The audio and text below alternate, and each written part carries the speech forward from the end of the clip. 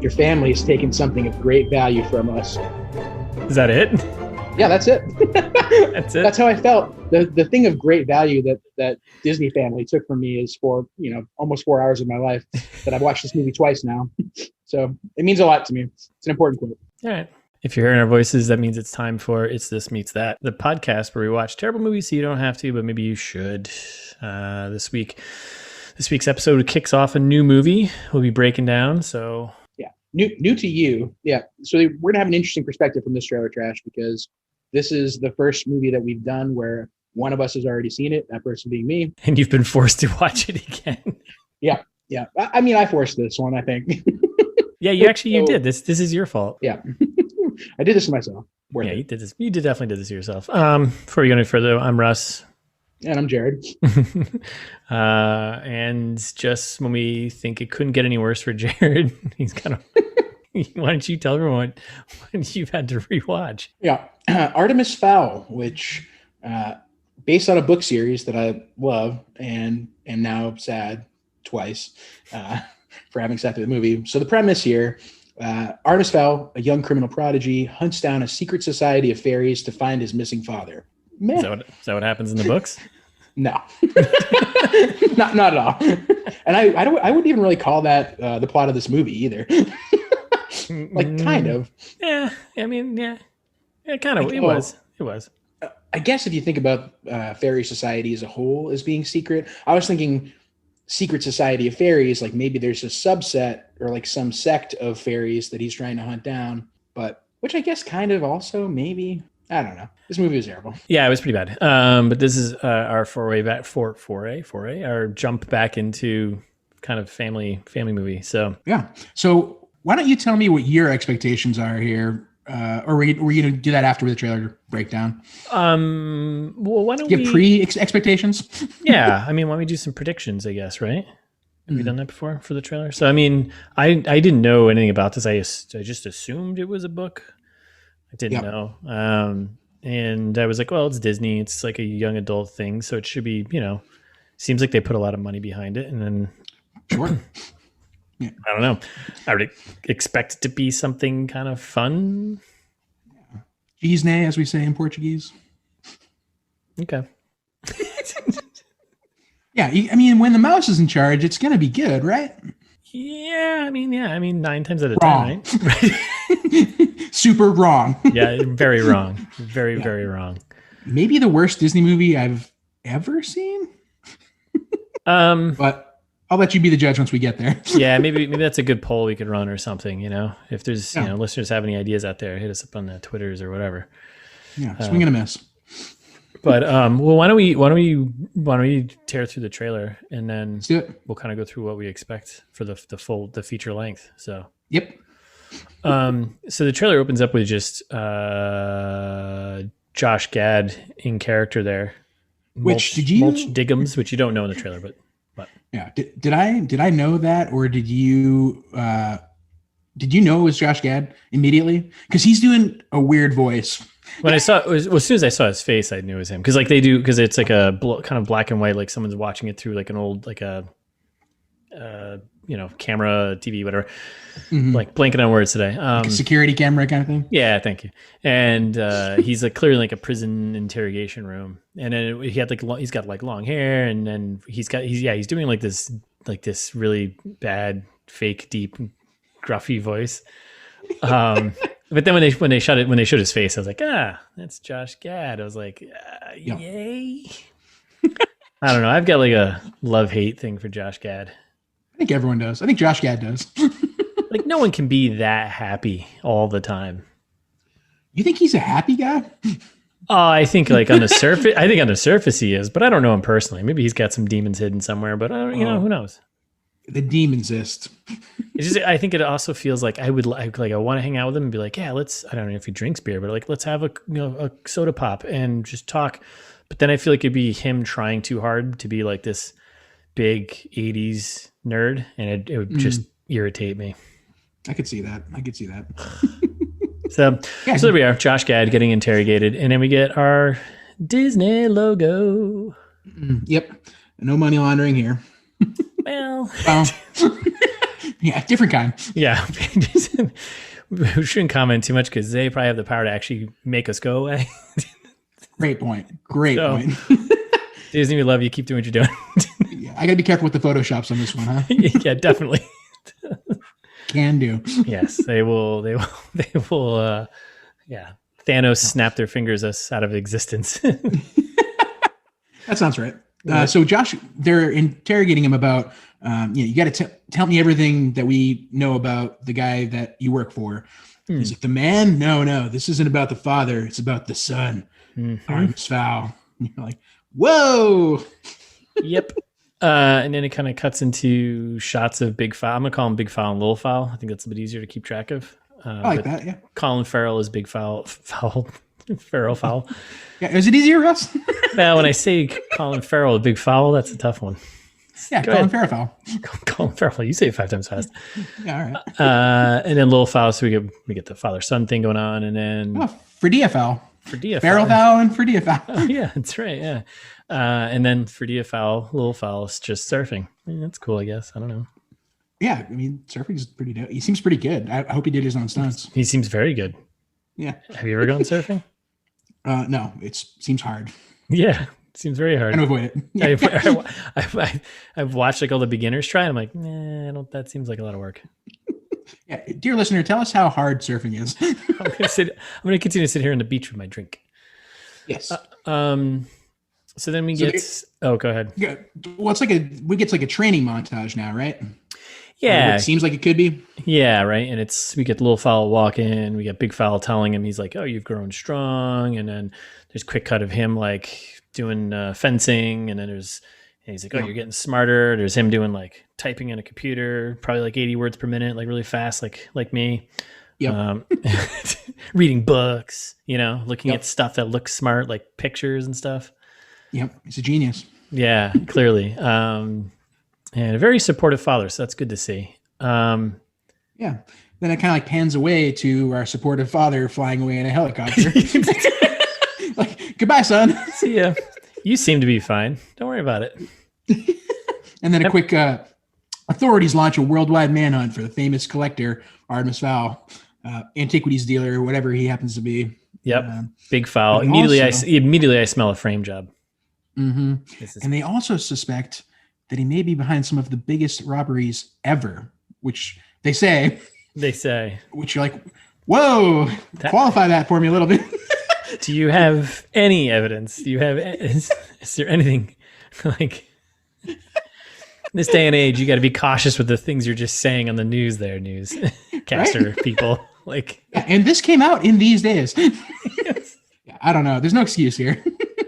Nope. And we get, a lot of nighttime shots. Clearly, time is passing, and this is happening. And poor Tiny Fowl is just saying, "Dad," like you do when you're watching TV reports about your dad being a criminal. Yeah, and this part I immediately thought, like, well, where's mom? And have the two of them just been living in this big house forever, and that's it? He's a little isolated. How much do you want me to wait until we see the movie, or wait till you see the movie to tell you anything about the book? I guess I can wait till the next episode. Right? Yeah, let's wait. Okay, because I have an answer to where's mom. Okay, don't spoil it.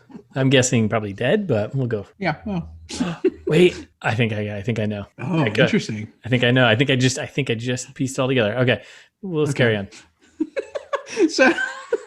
So then this is when we get the line from the beginning of the podcast here. We cut into Artemis answering the phone. It seems like it's a scary person in a mask with a glowing thing saying, "Your family has taken something of great value from us. Classic. Return it to me or destroy everything you love." I immediately just started kind of cracking up. I was like, what is that thing?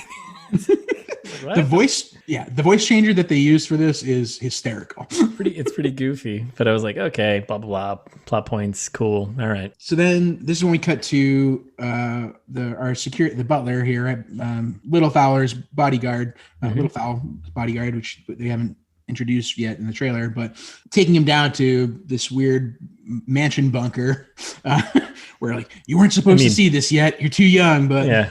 Every mansion has a bunker. Come on. Yeah, it's very Bruce Wayne, and they're giving a little bit of exposition about the the father here, the older Fowl, saying, "For years he's kept powerful secrets that have kept mankind safe from the dangers of another world. It's time to face your destiny." Sure. Okay. Yep. Yeah. Sure. I think we've heard this one before.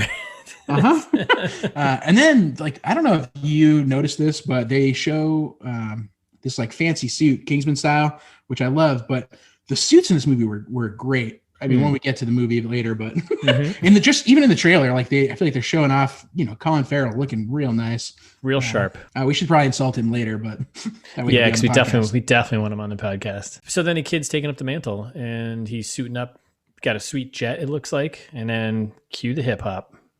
Yep, because from the epic best-selling series, Artemis Fowl.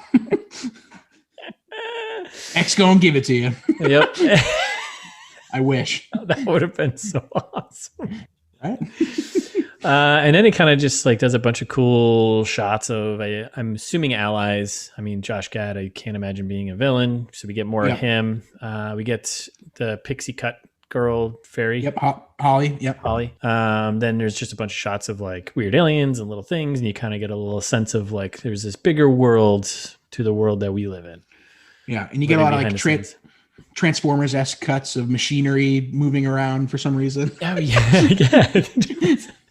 Oh, look, gears and science, things doing things. Oh, okay, cool. It's just a watch. Yeah. Is this when we get to save my father, save the world? Yeah. This is definitely when we get there. Isn't that just what was that show? The TV show, The Cheerleader? No. Murphy show. Brown? No. Heroes. Heroes. That's Heroes. It. Yeah. It's what Thais was talking about. Yeah. Yeah. Definitely. Like, isn't the same line in that? Save the cheerleader, save the world. Yeah. Yes. Exactly. And that's exactly what Thais said. So I'm glad that you've also seen Heroes, because I had not, and I didn't get it. I have not actually seen Heroes, but I've seen the trailer and commercials for it so many times when it first came out that I felt like I had seen it. So. Wow. Okay. Just internalized the line. Yeah, it was like listening to a song on the radio where like, you've played the song like 10 minutes ago. I don't want to hear it anymore. But I think that was the line, right? It was the exact same line. What came first, Heroes or this? Probably this book, right? I mean, this is not a line from the book, I can promise you. No. This literally has nothing to do with the plot of the book. That's when I first saw the trailer, I was like, oh, weird. That's not like, it's kind of the plot of the second book, but not really. So wait, hold on. You said that, so there's, I don't know if we said this, but so there's 8 books in this series. When did do you know when the first one came out? Yeah, 2001. Okay. All right. Yeah. So I think that was pre-Heroes, right? Yeah, I think so. Yeah, but this line was definitely not in it. So, so we get that fun line, and then we get it was just Dame Judi Dench flying a spaceship with pointy ears. I was like, hey, enough zeros, anyone will do anything. Yeah, amazing. It was awesome. I'm like, this is great. Yeah, this is great. Yeah, star of this movie. Yeah, a little goofy looking, but whatever. I'm all in. And there's like a bunch of battles. We get into like the end of the trailer quick cuts, right? Yeah. Where it's just like all this epic stuff happening. Boom, boom, boom. You can see where all the money was spent. Cramming CGI. Big Fowl getting covered in some kind of like rock or something unclear. Like there's like something like crawling up his body. And you get like a weird goblin. The goblin makeup I thought was great. Like whatever they did for that particular character. Yeah, computers. Yeah. Oh, right. I forgot. They just strapped a computer on their head and that's it. Boom, done. Yeah. It's probably not makeup at all. Yeah. I think that's how CGI works. They just put a computer on your head and you're like, boom. Huh. We can make you into whatever we want. Yeah. Yeah. This is also when I stopped hearing the dialogue because I took a couple classes online, so I know. Oh, you're an animator now. Yeah, man. Free time, gotta do what you can. That makes sense. It's a pandemic. Still. Some people forget, but I don't. No, people don't forget. Anyways, Pepperidge Farm remembers. So it's all building up. It's all building up to the big, there's gotta be it's a build up to like the line where you get the title card of the movie and then like someone says something funny or catchy, Yep, exactly. So, but I don't think anyone did. Well, they did. I mean, and they ruined it. So we'll talk about it again later, I'm sure. But we get from Little Artemis. I didn't read much about trolls. Anything I should look out for? To Holly, the elf officer. And she just goes, the teeth, they eat people. And then the troll bursts through the window. And it's yeah. It could have been. You could have got dropped this with something better there. Oh, yeah. It wasn't funny. I just mean like they tried to do that. Yeah. Yeah. And it was a lead up to like, hey, there's going to be a big action sequence. That's another like thing, right? The movies do. And they're like that last bit of the trailer, like, check out this giant squid monster thing that's coming out of the water. Mm-hmm. Whatever. Who cares? In a world. In a world. Give me. So that's the trailer. That's it. Now that you've seen the trailer, I mean, now that we talked about it. Yeah. I feel like asking you is kind of a waste of time because you've already seen the movie and you've read the book. So. Exactly. So seeing the trailer, I mean, the trailer looks fun. I mean, it doesn't look like it's going to be, brand new. I don't feel like it didn't feel like there was offering anything new, but I don't know. It looked like a fun kind of fantasy, romp, Action packed, some would say. Yeah. Adventure kind of thing. Looks like May sound like the IMDb genres, or it's like action, adventure, sci-fi, fantasy. You can't just say all the genres. Yeah. It's like, come on, man. But no, it looks good. It looks fun. I don't know if it looks good, but it looks fun, which, there's definitely two different things there. So, I'm excited for Judi Dench and Colin Farrell. Yeah. Josh Gad, I guess. Yeah. Damn it. Josh Gad. I don't know what it is about you, but yeah, just like a worse Jonah Hill. Yeah. But I don't even know if I can hang out with Jonah Hill. Like he would irritate me, I think. Oh, I love Jonah Hill. What are you talking about? I think he would be the other end of like annoying from Josh Gad. I don't know. Interesting. I met him that one time. I told you, right? You know that story. You met Jonah Hill? Yeah. We hung out for a day. Yeah. Get out of here. What did you do? No, it was when I worked in... Picked up his laundry? No. Well, kind of. When I was in movie marketing for a time there. You have the most important job here. What's that? You're a gopher. Yeah, exactly. Go for this, go for that, and go for this. Yeah. We were doing a big screening for Get Him to the Greek with him and Russell Brand. Russell Brand, super asshole. He was like... That I could definitely see. Shout out to Russell Brand if you're out there. We're saying that, but we also mean it. Yeah, he was like, "Oh, I gotta have fancy water in my mini fridge in the hotel, and there needs to be like a yoga mat facing west, so that way I can." Oh my god! Yeah, but Jonah Hill was a cool dude, and he was. It was funny. We were at the actual screening, and I was supposed to be holding the mics for the Q&A, like in the audience afterwards, and so I went down to the side entrance area of the theater. Like shortly before the movie ended, and I'm just standing there on the wall watching the movie, which Get Him to the Greek is great. Have you seen it? Yeah, I liked it. Yeah, super funny. Yep. And so I'm standing there watching the end of the movie, and like somebody comes over and just like leans on my shoulder, and I was like, what? Who's in my personal bubble here? And I looked over, and it was Jonah Hill, and he was like, yeah, pretty good, huh? And I was like, yeah, not like what? Get out of here! You're supposed to be doing Q&A in a second. Yeah, it's like, yeah, you're the best part, I think. So this was Get Him to Greek. That was post Superbad, but pre like his other big, like that was obviously pre his times with. Yeah, this was 2000. When was that? Late 10. Yeah, 2010. When it feels about right. Yeah. We like walked around the Peru. We were trying to Prudential Center in Boston, trying to keep people away from him and Russell Brand, because obviously everyone was like, "Is that Jonah Hill and Russell Brand?" Because they're like the most. Like look like themselves, like they cannot blend in a crowd. yeah, they definitely cannot. Like Russell Brand, isn't he like 6'7" or something like that, and tall and he's gangly? Tall, yeah. He's tall and gangly with his huge beard and his hair, and like he stands out. I'm sure he doesn't mind that though. It's a couple years after Superbad, so everyone knows Jonah Hill at this point too. All right, well, I wonder if like his fame after that though, because he really kind of picked up after that though, didn't he? I think once you're in a movie with Leo, it's like you kind of just, I can be an asshole because I was in a movie with Leo. Oh, maybe, huh? Yeah, I hope not. Jonah Hill, if you're out there. Yeah, I really stayed nice. I think it's all Leo's fault. No, I Russ has a long-standing grudge against Leonardo DiCaprio. It's probably, we'll save it for a whole nother podcast episode. Oh yeah, we'll do one of Leo's movies. We should do Romeo and Juliet at some point. We should have a special edition episode, which is called Celebrity Grudges, which we have no grudges against. So just people that we don't like from not knowing them. Yeah. Yes. Are you kidding me? We know everything about them. We see them on the internet. Yeah, that works. Clearly, they're all assholes. Oh boy, this is how we get canceled. What? No. Just that's. Oh wait, I forgot. We self-published. Doesn't matter. We can do whatever we want. Woo! Yeah, until Disney has us murdered for this episode. Right. Yeah. I guess. But yeah, to cancel. But no, I think I'm ready for kind of this.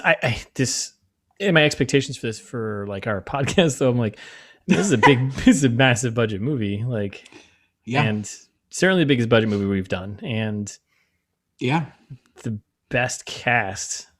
Yeah, and a legit director. Yeah, it's got a lot going for it. Yeah, so okay, I'm trusting you. And great source material. I'm trusting you've chosen a piece of shit for us to watch. Don't you worry, pal.